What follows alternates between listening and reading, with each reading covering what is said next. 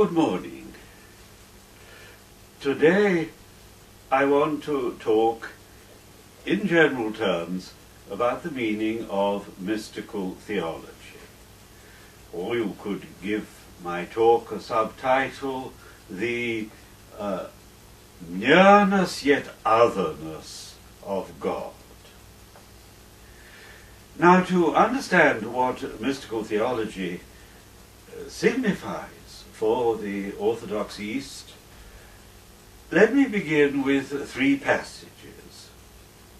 The first is quite long, the second is shorter, and the third is shorter still. My first passage comes from St. Gregory of Nyssa, writing in the late 4th century. It comes in his commentary on the book Ecclesiastes. Imagine, he says, someone who finds himself on a mountain ridge.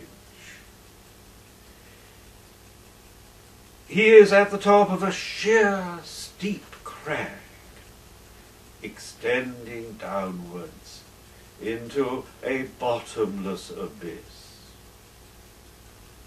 Now imagine what this person would probably experience if he put his foot on the edge of this cliff which overlooks the chasm and found below no solid footing and nothing to hold on to.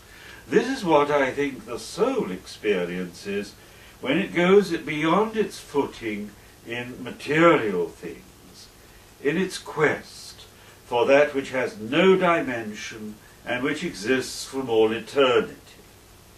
For here there is nothing it can take hold of, neither place nor time, neither measure nor anything else. It does not allow our minds to approach.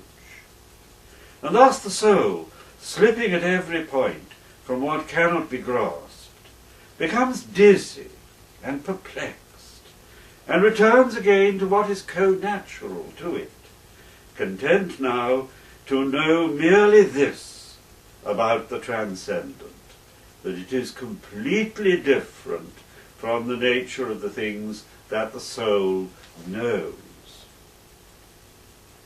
Now, here St. Gregory of Nyssa is describing, through the vivid image of somebody who finds himself suddenly on the edge of a precipice, he's describing the effect of leaving the realm of sense perception and meeting the eternal.